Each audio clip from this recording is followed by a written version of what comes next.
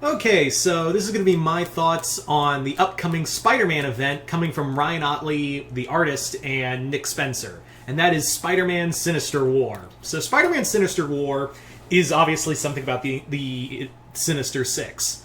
But this is going to be a little different. This story is going to be a war involving not only the Sinister Six, but the Savage Six. Now, who are the Savage Six? The Savage Six. Be tripping over my goddamn words all day. I know it.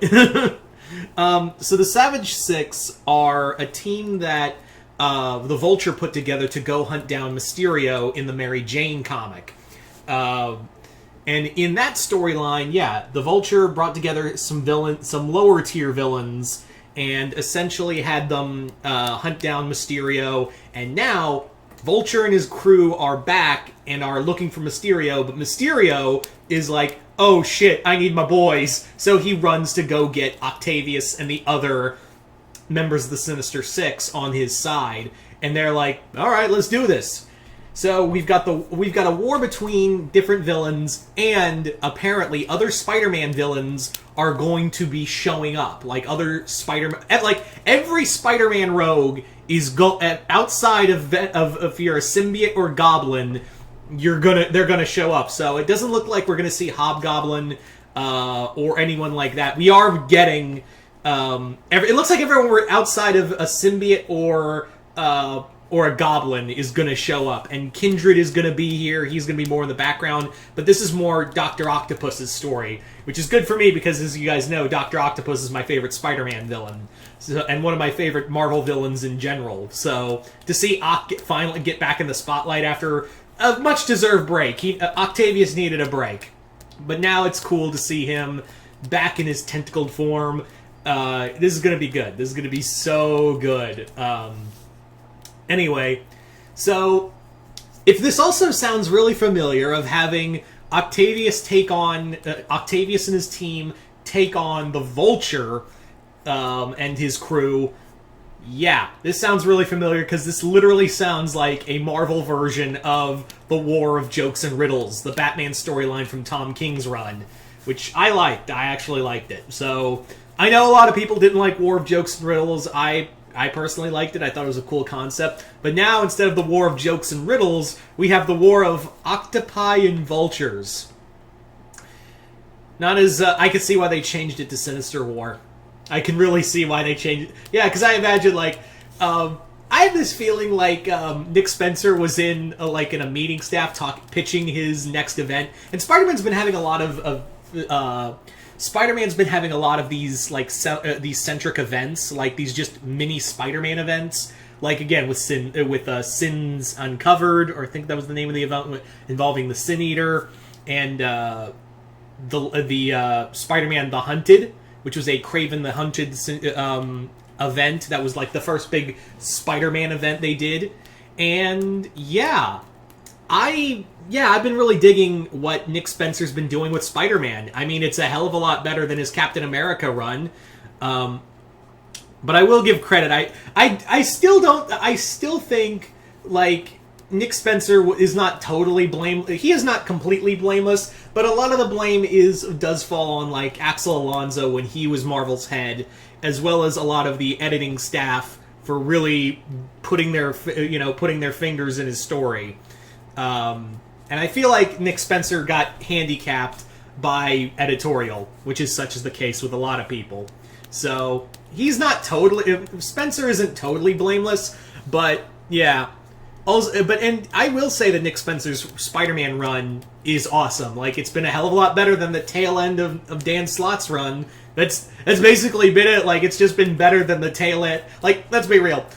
The whole thing of you can pinpoint where it went wrong. You can pinpoint where the quality started to die off with Dan Slott's Spider-Man run, and I can tell you where it is.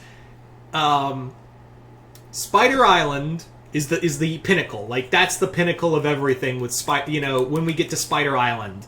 And then we get Big Time, which had some good stories, and then it starts to peter out post, like midway through Big Time, it peters out. Like, that's the thing. Like, it just like the whole run just destroys itself, like, midway through Big Time.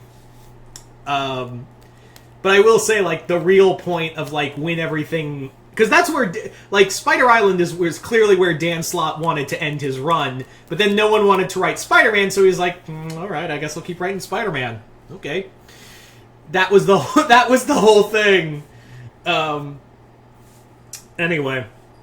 So, getting back to this, like I said, it's going to be dealing with a lot of Spider-Man-centric... Like, if you're not a goblin or a symbiote, that's fine. Don't come. Well, Hobgoblin might show up. I do think that Hobgoblin will show up, but that's the only goblin that's going to show up. We do know that other villains like Stegron... you guys remember Stegron? Yeah, he's here. We've got the Jack-o'-lantern.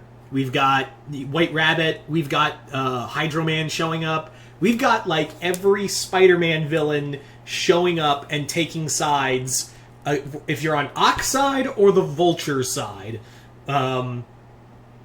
So I'm down. I'm totally down with the idea of just this all-out war. Because the Vultures clearly been trying to consolidate power since the Hunted storyline.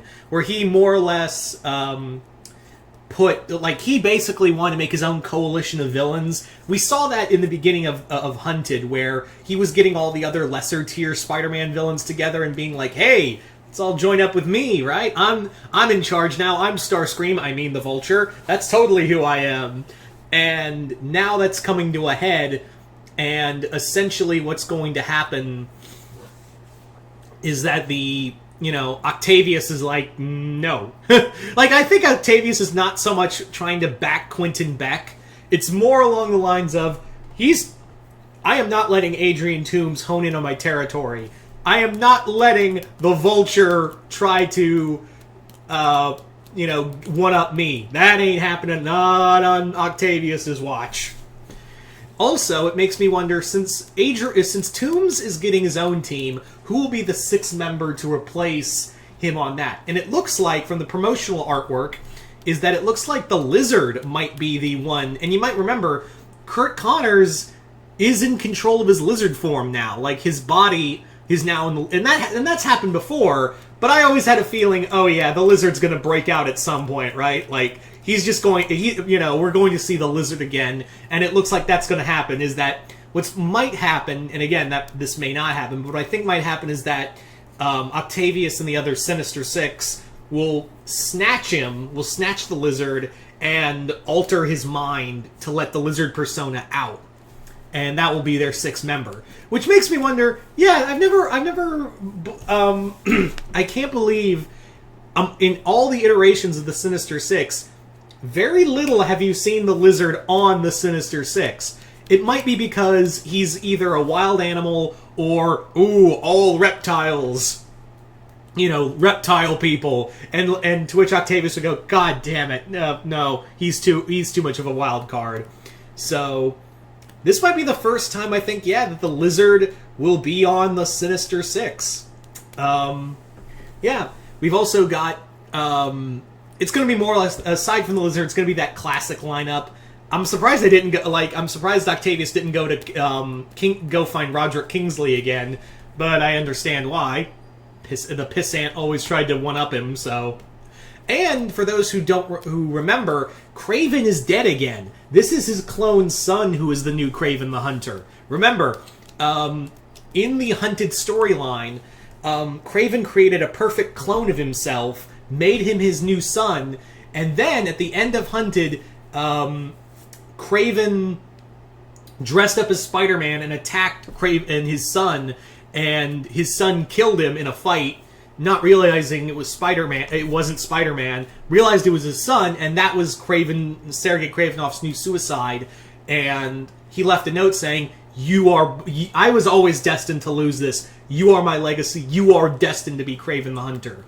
So yeah, this isn't Sergei Kravinoff, this is his clone son, which, death in comics is really power napping when you think about it, so... Anyway, so... Yeah, comics are weird sometimes, aren't they? Anyway, so you guys tell me in the comments below, what do you guys think of Spider-Man Sinister War? Are you guys excited, or are you guys not? And what Spider-Man villains are you hoping to see show up in this upcoming Spider-Man event? Which is, like I said, it's literally War of Jokes and Riddles, but with which is, like, that's easy, right? Like, if Marvel was gonna do, like, their version of War of Jokes and Riddles, it was bound to be a Spider-Man story, because who else has the more recognizable rogues gallery outside of Batman than Spider-Man, right? Anyway, so just comment below, let me know, and once again, I'm Mr. Multiverse. I'll see you next time in the Multiverse.